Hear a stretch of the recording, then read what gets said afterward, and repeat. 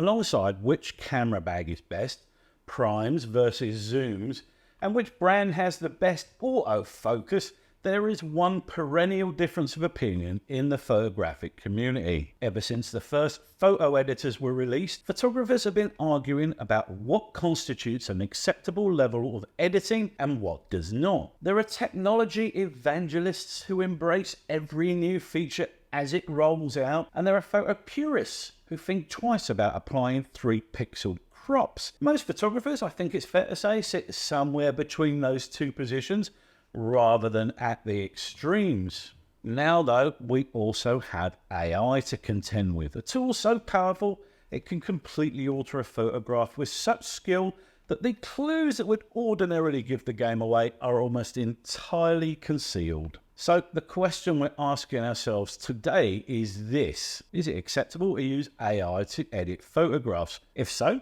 how much editing? Where, if anywhere, do you draw the line? Is it really so different to the older clone and heal tools? Yes, friends, is AI in photo processing acceptable? Or is it the last resort of talentless gronks compensating for their piss-poor editing skills? GPT thinks we just need to build a bridge and get over it.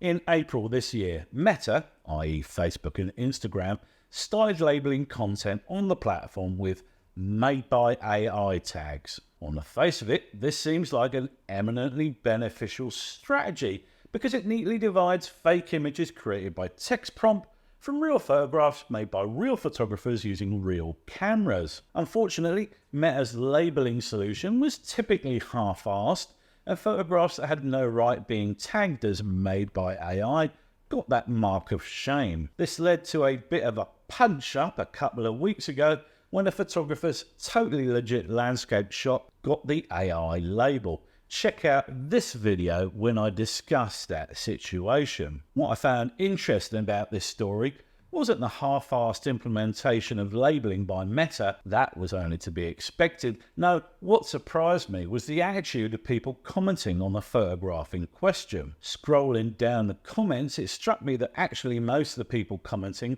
were entirely happy that an image modified in only the tiniest of ways with a generative fill tool to remove a dust spot should definitely be labelled as AI. And that got me wondering about the situation that has now been dropped at our feet, not in some far distant cyberpunk future, but here in the present. What exactly is acceptable in terms of image manipulation and what is not? Is AI completely off the table? How much of an image is it acceptable to modify? Do different rules apply in different scenarios? I think that the one thing we could all agree on, whatever side of the debate you stand on, is that any image created or manipulated specifically to deceive has crossed the line. If you've ever liked or commented on anything remotely photography related on Facebook, then you'll undoubtedly have found your feed flooded with mind-bogglingly shite AI images. Landscapes, birds, little African kids inexplicably making things out of bottles. Oh, and don't forget the endless white Jesus renders. It's a shit show, and it's got that way in under a year. Imagine what it's going to be like in 5 years' time when the AI is indistinguishable from the real deal. At this stage, most photographers can spot an AI-generated image from across the room, but most people are not photographers. If you look at the comments on those images, you'll find heaps of people showering them in love. As ridiculous as many of these images look, they are designed to deceive. I have no idea what the end game is for the pages that post those crappy AI images, but I know it's distorting reality and confusing the fuck out of old ladies with first-generation iPads. There are also people who are trying to cynically game the system by presenting their generative images as real photographs on every creative hub on the internet. This is definitely gonna get a lot worse over time, and I have absolutely no faith in the detection algorithms to pick up on generative images posing as real photographs. But putting aside the staggering clusterfuck that is generative imaging, let's talk about its use in processing of photographs. There are, as I see it,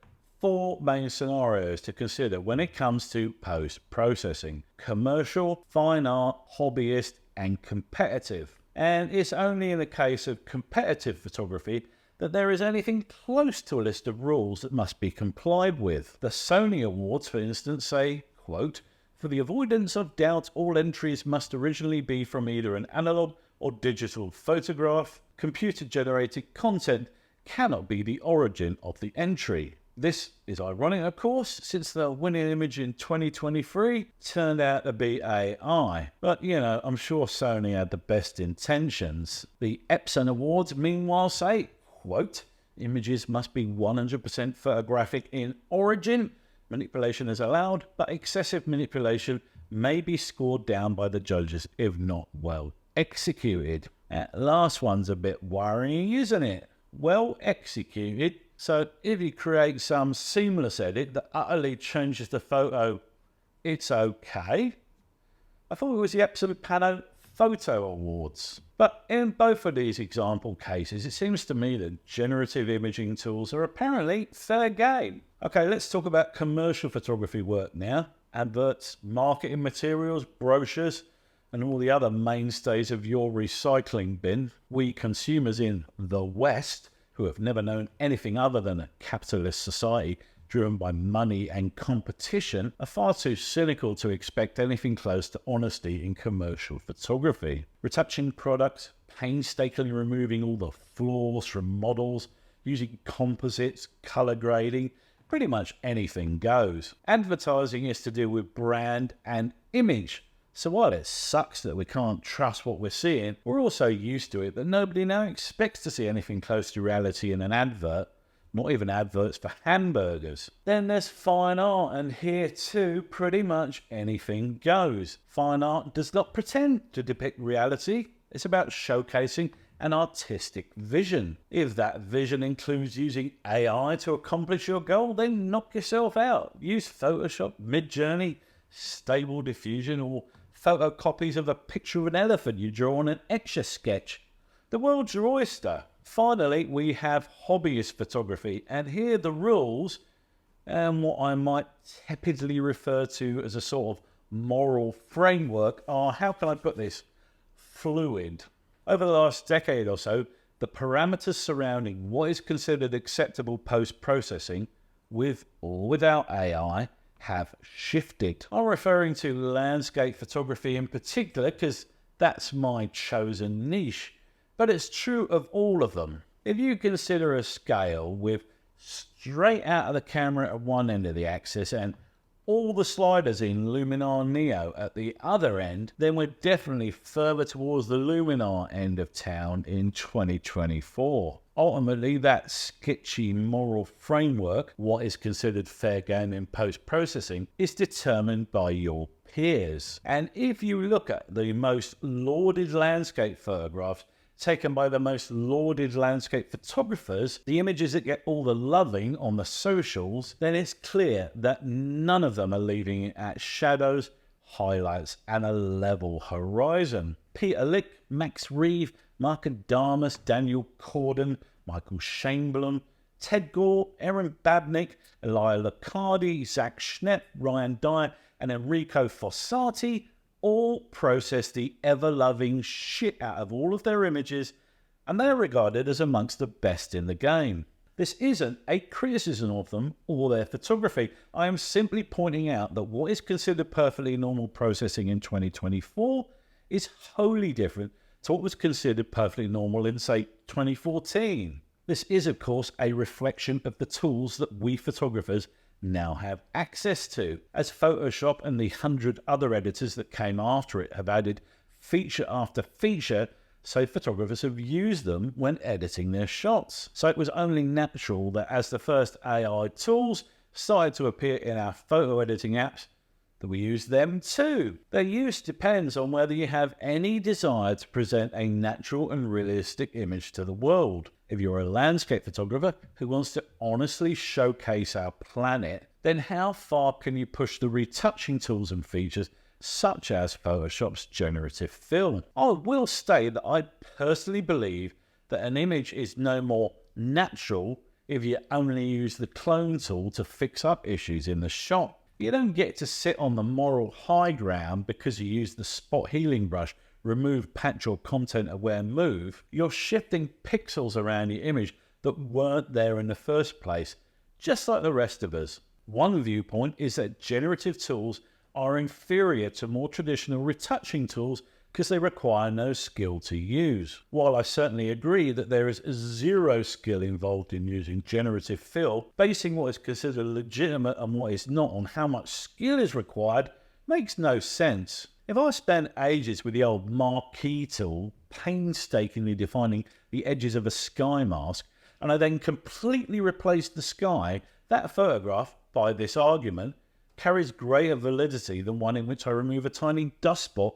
with generative fill because it was harder to accomplish. So where do we draw the line when it comes to touch-ups as opposed to general colour and light grading? Is there some general rule that would be acceptable to the majority of landscape photographers? Actually, I think that there is, and it's one that I personally apply to my own photography. Here it is. If there is something in the photograph that is temporary in nature or a manifestation of an issue with the camera or lens, then it's fair game. For example, a piece of litter is not part of the landscape, it's temporary in nature, and it can be removed guilt-free. Cars, boats or planes are temporary in nature and are not part of the natural landscape, so they can be removed guilt-free. People are temporary in nature and not part of the natural landscape, so they can be removed guilt-free. Construction equipment, temporary fences, signs and billboards are all, I feel, fair game. Dust spots, sun glares, chromatic aberration, sensor noise, vignetting, blemishes, reflections and colour cast, all caused by cameras, are fair game. It is of course possible to push the boundaries even within my rule and remove anything that is man-made, such as power lines and small buildings, but personally speaking, that's a step too far for me. So to answer the question I posed in the title of this video, do real photographers use AI? I'd say that the answer is a resounding yes. AI tools such as generative fill in Photoshop, the power line removal in Luminar Neo are just new and better ways of processing your photograph. After you've finished the edit, hit that full screen button and view it full size on your monitor, and then ask yourself, honestly, if you feel you've fairly depicted the natural landscape you witnessed with your own two eyes. If you can look yourself in the eye and feel that you've been honest with your edits, then great. And if not, then you can always upload it to Instagram, where nobody gives a fuck either way. And that'll do us for this video, guys. Are you in favour of AI tools in photo editors? Or would you rather we went back to shonky selections with the magic wand tool? Let me know in the comments section below. If you got value from this content, please hit the like button and consider subscribing for more photo, video and drone related content from yours truly. Till the next time, guys, ta-ta.